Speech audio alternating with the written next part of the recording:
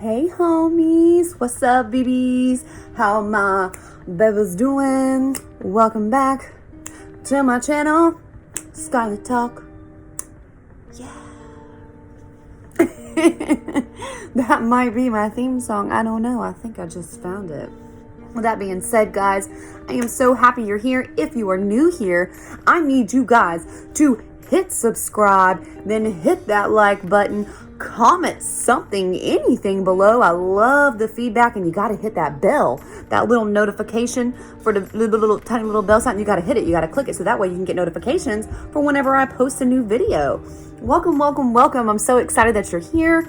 If you are new here, let me give you a quick rundown of what my channel actually was started for and what it was about. So I was addicted to opioids for many years, and I got sober, and I'm loving life, and I became a life coach, and I feel like I just have so many things that I want to offer the world, and one of them being positivity, light, and just kind of falling in love with life again. And I push super hard for therapy.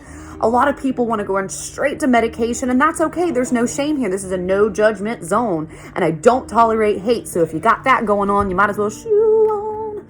Anywho, I want everybody to see the world the way that I see the world, and I know that I can't make that happen, but I can try super duper hard. So that was really why I made Scarlet Dog. But I have decided to expand my brand, and I'm going to start covering true crime. I picked a case that is very fresh, very new, meaning it is the month of May right now, and it is the year 2021, and this murder happened May 10th of 2021, the day after Mother's Day. Guys, this one's going to hit me a little hard because it literally hits close to home. I was born and raised in Jacksonville, Florida, and unfortunately, this case is about a child. When I say child, she is, well, it's 13 years old. And her life was taken by a schoolmate, 14-year-old boy. The murder took place in St. Johns County, Florida. And again, it's somewhere I grew up. It's places I've been. So if any of this sounds familiar to you guys and you want to keep up with the story, you want to follow the case, and you want to get all of the best updates, you got to hit subscribe. You got to hit that notification button so you guys can get the updates for this story specifically. So I am going to be making videos, of course, about drug addiction and recovery because it is something I'm truly passionate about. But for the most part, I've kind of just leaned towards making lives every morning on my Facebook. I'll have all of that information in the description below. So let's get right down to it, guys. Today's story is about a 13-year-old girl named Tristyn Bailey. She was found murdered, stabbed to death. It's a horrific crime, and her accuser is her schoolmate, 14-year-old Aiden Fucci, I believe is how it's pronounced, Fucci or Fucci. I'm not quite sure, and I don't really care to pronounce it all that correctly because I'm not going to give Aiden a whole lot of recognition here. Specifically, real quick, I do have a disclaimer because I'm going to talk about stabbing and sexual assault. So just be forewarned. So, let's get right down to it, guys. Tristyn Bailey, again, was a 13-year-old girl. She was found murdered, stabbed to death in St. Johns County, right there in her neighborhood. Her accused killer is Aiden Fucci, who's 14 years old. They both attended the same school. Like I said, this is a very new case, so we don't have a whole lot of information out there yet, but I wanted to go ahead and get this started because I'm going to be following this very closely so that I can get the information out there to you guys.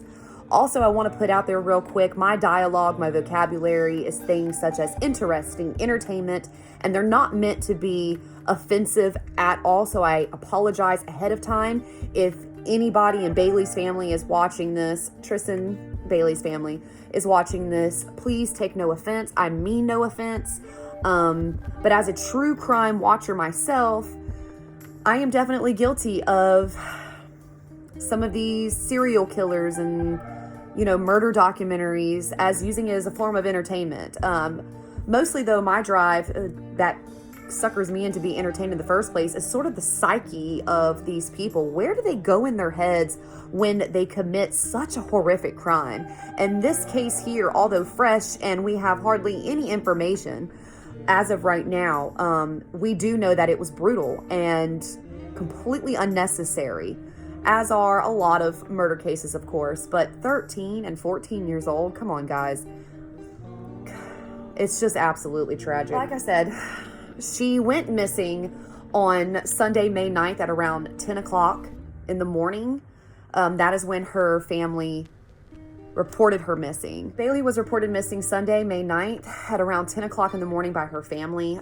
Later that day, though, her remains were discovered in a wooded area right off the Durbin Crossing neighborhood in St. Johns County, Florida, which I hear is not far from Fucci's house.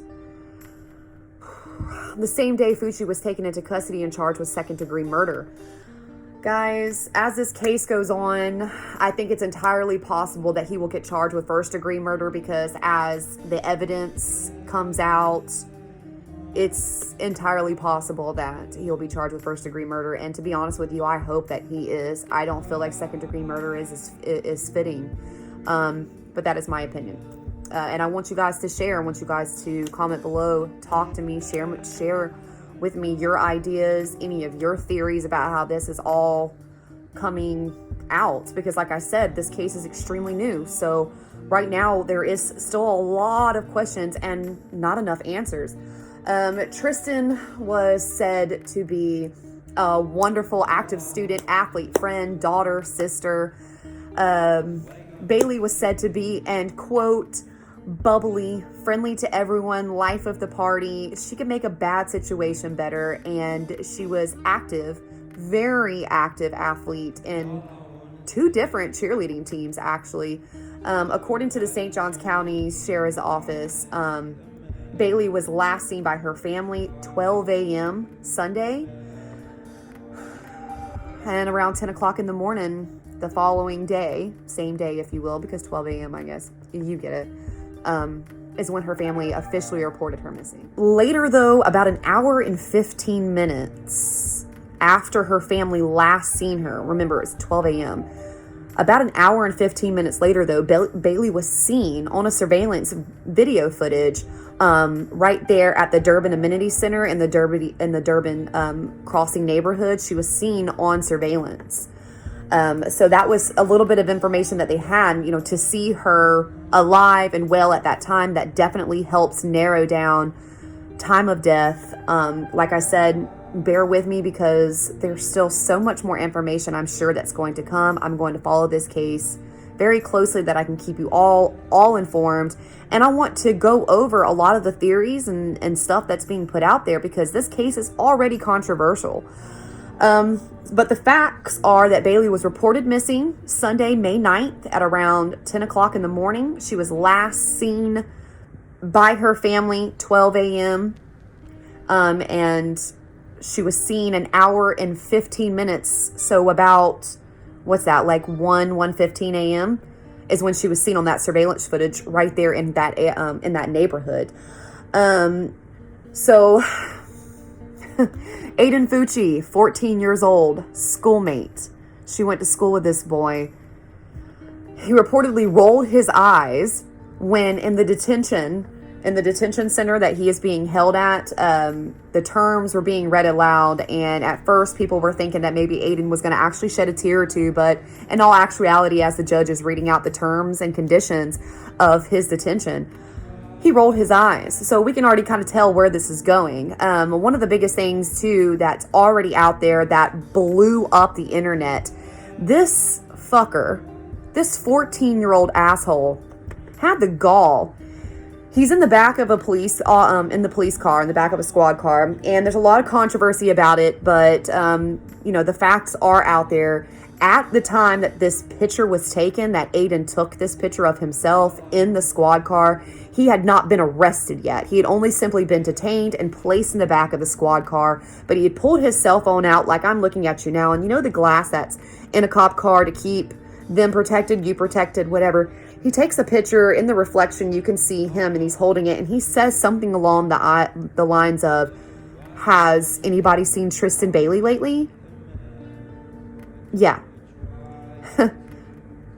Okay, so we've all experienced trolls, but that's sociopath shit. That is disturbing. So there's an image out there going around of that, just that. I'm not going to put it on here because I don't want to give that boy any more recognition than he's already going to get during this whole process. But Bailey was reported missing Sunday, May 9th at around 10 o'clock in the morning by her family. Later that day, her remains were discovered in the wooded area of the Durbin Crossing neighborhood in St. Johns County, Florida. The same day, though, Fucci was taken into custody and he was charged with a second-degree murder. Like I said a minute ago, as time goes on and more evidence comes out, I feel certain and I hope that our justice system does right by Tristyn and gives him the first-degree murder charge. On Tuesday morning, May 11th, Fucci was present virtually in court because of, COVID-19 before a judge, Richard Offinger, at a detention center in Volusia County. Judge Offinger said, I do find that there is probable cause to believe the offense occurred at this time. I am going to order that Mr. Fucci be detained by the Department of Juvenile Justice in secure detention for 21 days or until further order of the court. What do you guys think of that? 21 days. I mean, I like how the judge kind of threw out there until further notice, basically, but 21 days, come on. First, Fucci seemed to control his tears, but however, whenever his parents were asked by the court to pay $5 every day while he was in the center, he rolled his eyes. Reportedly, it still remains unclear, though, whether Aiden will be tried as an adult, since the sheriff said it's really just too early to determine that, since the probe is still on. Earlier, it was reported that Fucci shared a Snapchat picture of himself, apparently mocking the death of Bailey and being proud of what he did. Authorities have said that they're also investigating that selfie, which he took in the back of the police vehicle. I fully believe that this fucker is guilty. There's a reason that I think that he's guilty because of the controversy that is going on, and I'm about to get right to that. But they're investigating behind all of that. Like I said, there's so much controversy about this case. It's absolutely insane. So far, all the investigation that our sheriff's office has done, looking into the picture that was put online by Fucci and other snapshots that were shared online, the police looked into it, and for the most part, what they're seeing and what they're figuring out basically is that it's just a bunch of trolls trying to gain fame out of the situation, which is absolutely disgusting, and shame on you. The state attorney's office had to present to a journey down the road saying that this was his mindset. Basically, this cocky mindset of being inferior. We have a really good chance because he's already screwing himself up. Who takes a picture in the back of a cop car after you've been accused of murdering somebody and then to say something like that? So I think the state attorney's office has a really good case just from that picture alone and just from the trolls alone. You guys are idiots, but congratulations on making the case hopefully a little more easy to put Aiden away for the rest of his life. I know in this great state we get to say things like innocent until proven guilty, but sometimes there's things that murderers do because they're proud of themselves, but it also helps us just lock that deal in. You know what I'm saying? Meanwhile, though, it's been said if Fucci is tried as an adult and convicted of the second-degree charge, he could face life imprisonment. Tristyn's cousin, Connie Stoll, told The Sun that she hopes Fucci admits to all of it. When she was questioned if she hopes that he comes clean, she answered, "Yes, I do. I have cried my eyes out. I looked Aiden up on Facebook, but there are too many. I'm happy that they made an arrest, and I hope that they try him as an adult. Tristyn was a sweetheart. She loved cheerleading. I'm an emotional wreck. My husband and I didn't sleep well last night." I imagine that all of her friends and family are feeling this way right now. It is such a tragic thing for anybody's life to be taken, but at 13 years old, her life had just started. And with all of the quotes that I've read from her family and friends, she was a leader. But on top of that, she was kind and she was bubbly. And it makes me think of myself, not to, put me out there, but I think of how bubbly and personable that I am since I found sobriety and living in recovery and maintaining my sobriety. Since I have put myself out there between my YouTube channel and the Snapchat stuff, people have just come for my throat. So it's really hard to live in this world and be a happy person, like really to be a happy, positive, go lucky, let's get it done kind of person. It's really hard to live in this world like that. And I picture my daughter, because she's so much like me. She's not far from 13 years old. And this so easily could be my child, could be your child, could be your little sister, your little brother even. It's absolutely insane to try and picture these children being in such horrible situations and such terrible environments that this 14-year-old boy went into a place in his head that he took her life. The controversy around the case, though, so far, with the little bit that we do know factual-wise and evidence-based, the controversy around it was, of course, that picture that I mentioned where he took a snapshot in the back of a police car, captioning, "Has anybody seen Tristyn Bailey lately?" It wasn't just that. There was also all kinds of, screenshots of Snapchat where people are discussing the horrific death of Tristyn. So far, what we know of her being stabbed, and it wasn't like just some, quick stabbing. This was a really brutal murder. And these kids, trolls, were making jokes and laughing about it and saying horrible things, talking about that. In these snapshots, they're talking about something about how Bailey wouldn't give it up to Aiden and he raped her and killed her. But as of right now, the reports don't say anything about sexual abuse or that she was raped. As of right now, what we do know is that she was stabbed to death. Again, there's going to be so much more that's going to come out over time because this case is so new. There's still so much that we don't know. I just want to leave you guys with this thought that as true crime watchers, people who watch true crime right along with me, get your entertainment from it, the psychology of these murderers, whether they're children or adults, can be fascinating sometimes because it's hard to picture when you have a healthy mind going into a place like that to take somebody's life when it was absolutely unwarranted. We're not talking about self-defense or anything like that. We're talking about, I'm just going to kill you. It's hard to get our minds around something like that because, well, first of all, we're not sociopaths and we're not crazy. But then it's just even harder because these are children.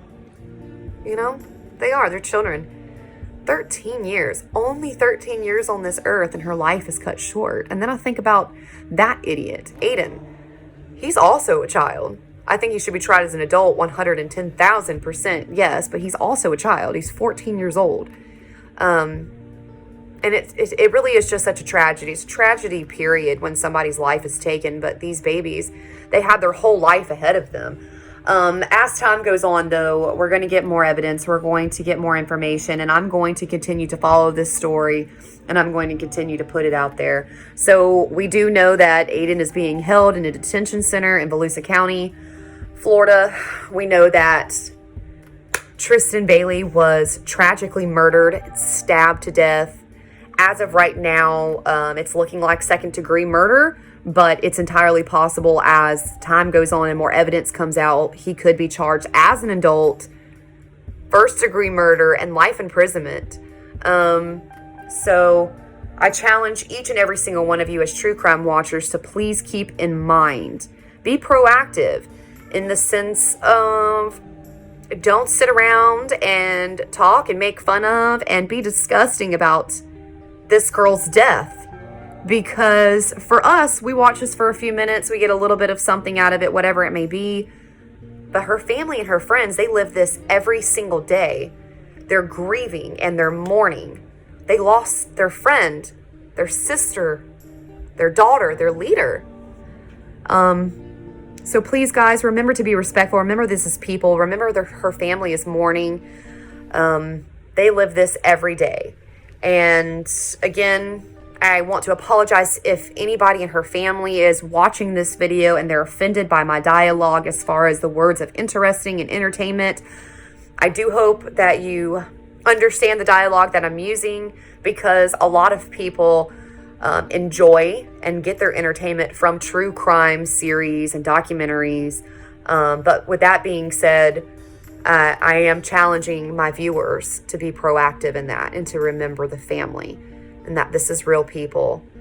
Sometimes it helps to put a face, to that. And that's why I have Tristyn's pictures popping up on this video, so that you guys can really get a look at how beautiful she was and how sweet she was. Remember the quotes from her family, though, between her cousin, her best friends, her partners, her community. I'm going to keep you guys updated, though, with the case. I want to hear, though, you guys got to comment below, like, hit the notification, subscribe if y'all want to keep up with this story. I intend on following it very closely. I will do updates each week, and we'll get to the bottom of this. I will fight for justice for Bailey. I'm not going to stop putting the information out there and making sure her name is heard. Do not forget her name. Say her name. Tristyn Bailey. Don't forget it. And remember to be mindful of your words and the things that you're saying. With that being said, guys, show yourself some compassion. Remember, we're human. We all make mistakes. It's okay to mess up. Nobody should want to be perfect, because perfect sounds awful boring. And remember to treat people the way that you want to be treated. This world is all sorts of screwed up and crazy and chaotic, but I'm so glad that you guys stopped by my channel. Keep checking me out. Like I said, if you just want to stay updated on just this case alone, you still got to subscribe and hit that notification button so that you guys can see when I post new updates. I'm as sad and as torn as I am about this, because again, it hits so close to home with my daughter not being far in age from Tristyn and the community that I was born and raised in. It feels personal to me. It's affected me. It's going to stay with me for sure, but I'm going to keep you guys updated. Remember to be compassionate. Love yourself.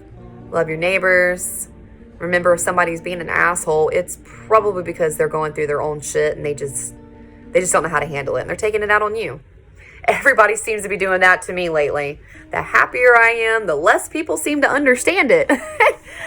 Join my channel. I'll help you understand it. That's also what I bring on my channel, is I talk about drug addiction and recovery and maintaining a sober lifestyle, therapy. I'm a life coach. But yeah, you guys check me out. Keep up with this story. Remember to be mindful of your words. And if you make a bad choice, you make a bad decision, name it after me. Have a great life. Don't completely fuck up. Bye.